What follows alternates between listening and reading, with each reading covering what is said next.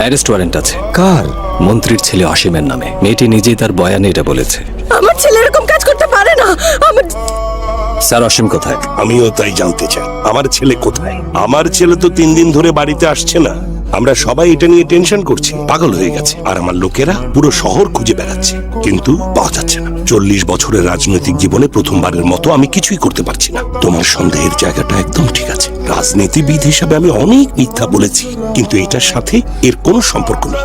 2 দিন আগে আমাকে মন্ত্রী জানিয়েছিলেন কাউকে কিছু না জানিয়েই আমি যেন ব্যক্তিগতভাবে ওনার ছেলেকে খুঁজে দিই। আনঅফিসিয়ালি বিষয়টা ডিল করছে। স্যার, আপনি ওকে এভাবে খুঁজে পাবেন না। কমপ্লেন করতে বলছো, আর তোমরা তখন প্রেস আর মিডিয়াকে তা জানাতে পারো, আর শহরের কোণে কোণে পোস্টার লাগিয়ে দেবে, তাই তো? যাই করো, আমার ছেলেকে চাই। স্যার, আপনি জানেন আমি ওকে পেলে কি করতে পারি? কি করতে পারবে? অ্যারেস্ট করতে পারবে, আদালতে নিয়ে যাবে, জেলে নিয়ে যাবে। পুলিশ হিসেবে তুমি তোমার দায়িত্ব পালন করতে পারো, কিন্তু বাবা হিসেবে আমার যা করা দরকার আমি তাই করব। আপনার ছেলে হওয়ার থেকেও গুরুত্বপূর্ণ সে একটা কেসের প্রধান আসামি। তোমার ক্ষমতায় আমার পূর্ণ বিশ্বাস আছে। আমার ছেলেকে অ্যারেস্ট করো। গাড়ি থামাও তো। রাজেন্দ্র, কেন মনে হচ্ছে কেসটা প্রায় শেষ? ওকে ধরতে সময় নষ্ট করব কেন? আপনি পরিসংখ্যান জানেন না স্যার? এটা গত সপ্তাহের একটা রিপোর্ট। গত 1 বছরে দেশে প্রতিদিন গড়ে 93টা কেস স্যার।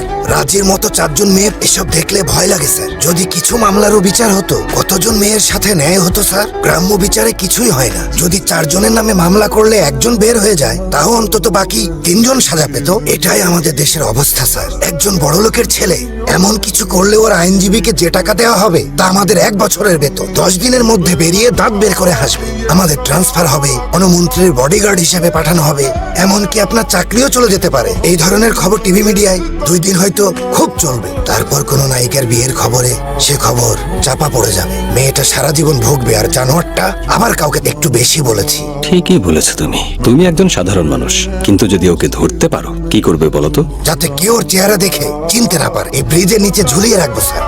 ব্রিজের নিচে দেখে আসো। যাও না, দেখো। আর ওর বাবাকেও ফোন করে এখানে আসতে বলো। Yes sir. আমার ছেলে কোথায়? ওর সাথে কথা বলতে চাই। তারপর ওকে জেলে বা রিমান্ডে নিতে পারো, যা খুশি করতে পারো। জানি না ওর সাথে কথা বলতে পারবেন কিনা। গফুর। জি স্যার। ওর চেহারাটা একটু দেখাও তো। এখানে সাইন করো বিজয়। ডক্টর, কিছু জানতে পারলেন? আর কিছু? আর সব তথ্য পোস্টমর্টমের পরেই দিতে পারবো। সরি স্যার, বুঝিনি আপনি আছেন। কি মনে হয় কে করেছে? জানি না স্যার। যে এটা করেছে আপনার ছেলে কি তুলসী পাতা ছিল? এই জন্যই। তোমাকে বাহবা দিতে হয়। এটা যে কেউ হতে পারে।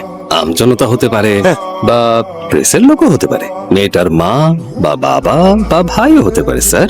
ওর ভাই পুলিশ অফিসারও হতে পারে। সেই পুলিশ অফিসার ভাইটি বিজয় কুমারও হতে পারে স্যার। আপনি কিচ্ছু করতে পারবেন না। আপনার আত্মীয় স্বজনকে খবর দিতে পারেন।